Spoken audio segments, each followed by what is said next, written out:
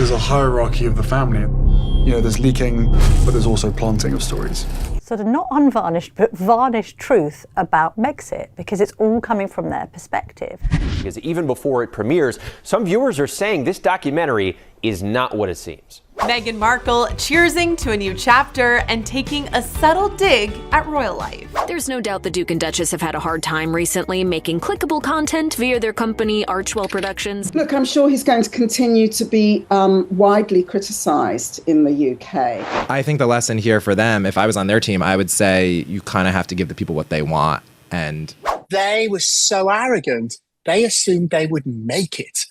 My point is we weren't allowed to tell our story because they didn't want. But it is their story, and there are other sides to that story, and there are many people that were involved in it. Prince and Princess of Wales, William and Kate, arrive in Boston today for a 3-day visit. Could we see a Fab Four reunion with New York City-bound Harry and Meghan? But the US trip overshadowed by controversy, both here and back home. Yeah, it's going to overshadow a little bit, I would have thought. Well, the Prince and Princess of Wales tour of Boston has been rocked by another royal bombshell. Not only questioning the timing of the release, but some even calling the documentary a declaration of war. Their new Netflix documentary, words I'm seeing repeated are desperate. Listen, the backlash from Harry and Meghan's docuseries is coming in from all sides. Future King trying his best to keep the spotlight on his Earthshot prize. I mean, people are really starting to turn on the Sussexes in the States because they're seeing them for who they are. And it comes amid William's strained relationship with his US-based brother, Harry.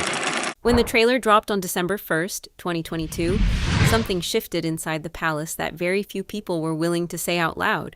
Not because the content was surprising, not because the royal family hadn't seen this coming, but because of the timing, because of what it targeted, and because of what it told them about how far Harry and Meghan were truly willing to go, even with the Queen barely 3 months in her grave. Royal editor and author Russell Myers, who documented this period in extraordinary detail in his book William and Catherine, the intimate inside story, laid out exactly how the palace read that moment. And what he described wasn't anger, it wasn't outrage. It was something quieter and, in many ways, more telling. It was fear, not fear of Harry, not fear of the cameras, but fear that the institution the Queen had spent 70 years protecting was about to be dismantled. Story by story, episode by episode, by the very grandson she had loved, shielded, and ultimately been let down by. If you want more deep dives like this, make sure you subscribe to Royal Archives, because what Russell Myers uncovered about those weeks goes far beyond what made the headlines, and it starts not with the Netflix series itself, but with what happened 3 days before it ever aired. December 1st, 2022. The Prince and Princess of Wales had just landed in Boston for a 3-day visit centered on the Earthshot Prize, William's flagship environmental initiative, one of the most significant solo engagements of his early reign. The trip had been planned for months. The optics mattered. This was William stepping into the role of future king, carrying forward the kind of purposeful global work that had defined his grandmother's legacy. Then the trailer dropped. Russell Myers, drawing on sources deep inside royal circles, described what happened next in precise terms. In his account, the Netflix trailer release on that specific day, while William and Catherine were standing on an international stage, was seen by those inside the palace as a deliberate move, a calculated collision. Myers noted that the Daily Mail, quoting royal sources the following day, called it a declaration of war. The Times described the Sussexes as self-styled victims who were pulling no punches. The palace had been preparing for the full series. They had known it was coming. What they had not anticipated, or perhaps had not fully allowed themselves to believe, was that the timing would be engineered to maximum effect against a sitting member of the royal family during an official overseas engagement. That told them something, and what it told them was deeply uncomfortable, because the Queen had always operated on a different premise. In her 70 years on the throne, she had navigated crises through silence, patience, and the quiet exercise of institutional authority. She had outlasted scandals that would have destroyed lesser monarchs. She had absorbed personal betrayals, including from within her own family, without ever losing her composure or her sense of purpose. The monarchy endured, she believed, because it stood above the noise. Harry and Meghan were making it impossible to stand above anything. To understand why the palace reacted the way it did to the Netflix series, you have to understand what the Queen had built, and how deliberately she had spent her final years trying to protect it. The Commonwealth was not incidental to Queen Elizabeth's legacy. It was central to it. 56 nations, 2.4 billion people, decades of diplomatic work, personal relationships, and careful stewardship. She had transformed what could have been the dying architecture of empire into something genuinely modern, a voluntary association built on shared values rather than inherited obligation. That transformation was her work, her achievement, and in the eyes of those who served her and knew her, it was perhaps the thing she was most privately proud of. When the Harry and Meghan Netflix series aired its first 3 episodes on December 8th, 2022, it contained something that struck at that legacy directly. The Commonwealth was described, on the record, on a global streaming platform, as Empire 2.0, a vehicle for perpetuating the very racism it claimed to have moved beyond. The framing was deliberate, and the platform was enormous. The Daily Telegraph called it a direct hit on the Queen's legacy. Royal sources quoted by the paper described it as deeply offensive to her memory, not merely controversial, not merely hurtful to the family, deeply offensive. Those are words chosen carefully by people who understood exactly what was at stake. Because the Queen was 3 months dead, she could not defend herself. She could not issue a statement, give an interview, or place a quiet word with a trusted correspondent. The institution she had given her entire life to was being attacked in a medium that would reach millions of people who had never read a royal biography, who would never encounter the nuanced history of what the Commonwealth had actually become under her watch. Russell Myers understood this dynamic from the inside. His sources in royal circles described the mood not as combative. The palace had made the decision early not to publicly engage with the series, but as something more private and more grieved. The people who had served the Queen, who had been in rooms with her during the final months of her life, were watching her name being used as a backdrop to a narrative she had no ability to contest. There is something that gets lost in discussions about the Netflix series when people focus purely on the drama between Harry and the rest of the royal family. The personal feuds, the arguments about titles and security and who said what to whom, in which corridor of which palace. What gets lost is the Queen herself. Myers's reporting draws from a period when the institution was still raw. Charles had been king for less than 3 months when that trailer dropped. The grief inside the palace, real grief, not performed grief, was still present. Senior figures who had worked alongside the Queen for decades were still adjusting to a world in which she was no longer there. And into that environment came a documentary series that would, across its 6 episodes, systematically question the institution she had embodied. The Harry and Meghan Netflix series was not, in the end, primarily about the Queen, but she was everywhere in it, in the background, in the context, in the implicit argument that the institution she had led was structurally compromised, incapable of protecting those who challenged its norms, unwilling to modernize on its own terms, and steeped in a culture that could not accommodate difference. Those around the Queen knew she had spent years quietly doing the opposite. Quietly, because that was her method. Welcoming Meghan initially with genuine warmth, expressing private concern about press treatment, hoping, as those close to her confirmed to Myers and others, that the marriage would work, that Harry would settle, that the family would hold. By the time the Netflix series aired, those hopes had been extinguished for some time. But the series made something visible that had previously existed only in private: the scale of Harry's disillusionment, the depth of Meghan's grievances, and the institutional critique that underpinned both. For those inside the palace, seeing it rendered in high definition for a global audience was a different experience from reading about it in newspaper columns. It was permanent in a way that print was not. Searchable, shareable, designed to outlast any single news cycle.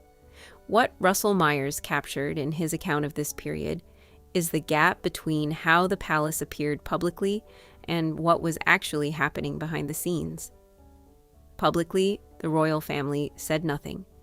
Buckingham Palace declined to comment. Kensington Palace declined to comment.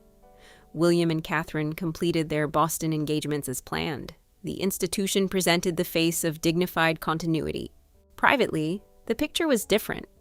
Myers's sources described senior figures in deeply uncomfortable conversations about what the series meant for the monarchy's long-term standing, not just with British audiences, but with Commonwealth nations.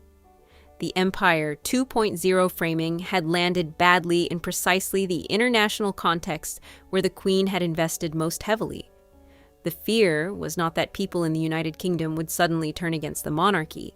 The fear was more specific and more strategic than that.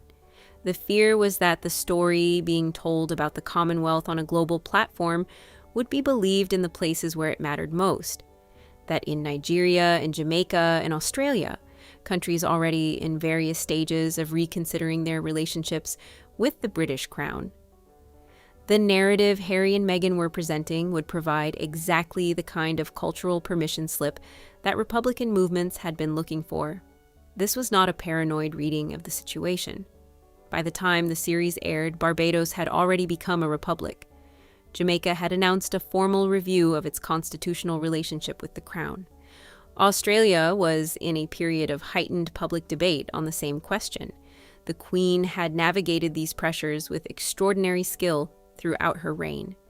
What the Netflix series did, in the eyes of palace insiders, was hand ammunition to those arguments at the worst possible moment, when the institution was in transition, when Charles was new, and when the Queen was no longer there to be the human counter-argument. There is a moment in Russell Myers's documentation of this period that speaks to something deeper than politics or strategy. In royal circles, there had always been a quiet understanding about the Queen's relationship with her public role and her private family. She was, by all accounts from those who knew her, a woman who felt things deeply but expressed them rarely. The woman who had told Harry at the Sandringham Summit of January 2020 that there could be no half-in, half-out arrangement, that decision, that clarity came at personal cost. She loved Harry. Those who were present in those years have said so consistently. What she felt watching the distance grow between him and the institution she led was not hostility. It was something more like sorrow. By December 2022, she had been dead for 3 months, and yet in a very real sense, she was still at the center of the story. Myers's account makes clear that what troubled people inside the palace most was not the specific claims in the Netflix series, though several were disputed vigorously by palace sources. It was the framing. The Queen's Commonwealth work being characterized as Empire 2.0.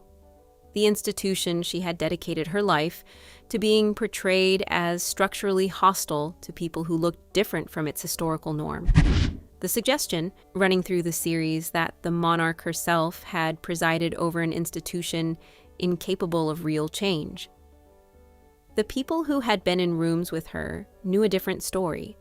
A woman who had quietly integrated the household over decades, who had made gestures of cultural acknowledgement that went largely unreported because she did not seek credit for them, who had worked in the final years of her reign to ensure that the Commonwealth felt like a genuine partnership rather than a relic of an older arrangement.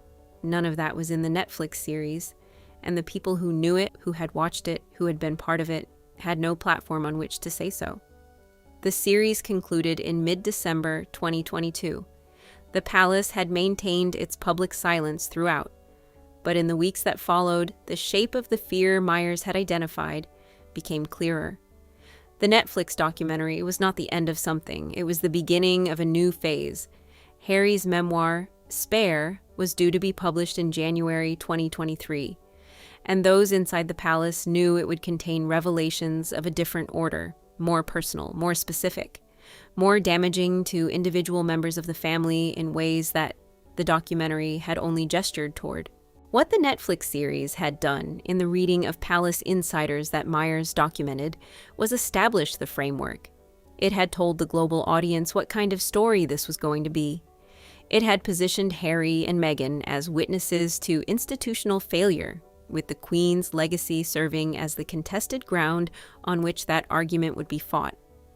For an institution still mourning the loss of its longest-serving monarch, still adjusting to a new reign, still managing the complex diplomacy of Commonwealth relationships in a post-colonial world, that framework was precisely what they had feared. Not because it was entirely false, but because it was partial, because it captured some things accurately and omitted others entirely, and because the platform it had been given was vast enough to fill in those omissions with something worse than criticism. It could fill them with silence, the silence of a woman who was no longer there to complicate the story with her actual presence. Russell Myers' account of this period is valuable precisely because it resists the easy readings that surrounded the Netflix series at the time. He does not reduce the palace response to simple outrage or wounded pride. What he describes is something more considered and more human than that. An institution in mourning. People who had served a remarkable woman for decades watching her life's work become a contested cultural artifact in real time. A family trying to hold together across an enormous private rupture while presenting the face of stability to the world.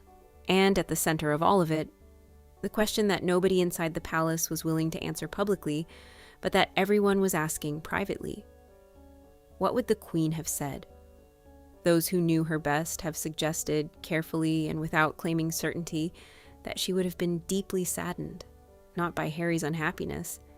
She had known about that for years, and it grieved her, but by the public nature of the dismantling, by the fact that the institution she had protected through every crisis of the past 70 years was now being taken apart in a medium that reached hundreds of millions of people by the grandson she had loved, before anyone had had a chance to grieve. That is what Russell Myers exposed. Not a conspiracy, not a cover-up, something quieter and harder to articulate. The fear of a palace that had lost its anchor and was watching, in real time as the story of what that anchor had meant was being written by someone else. That story is still being written. The debate about the Commonwealth, about the monarchy's future, about what Queen Elizabeth's legacy actually means, none of it has been resolved. And the Netflix series, whatever its specific claims, accelerated a set of conversations that were always going to arrive eventually. The question is whether the institution can answer them, not with silence, not with dignity alone, but with the kind of honest reckoning that the Queen herself, by every account of those who knew her, believed was the only thing that had ever made the monarchy worth preserving. Subscribe to Royal Archives for more, because this story, what the palace feared, what it lost, and what it's still trying to protect, is far from over.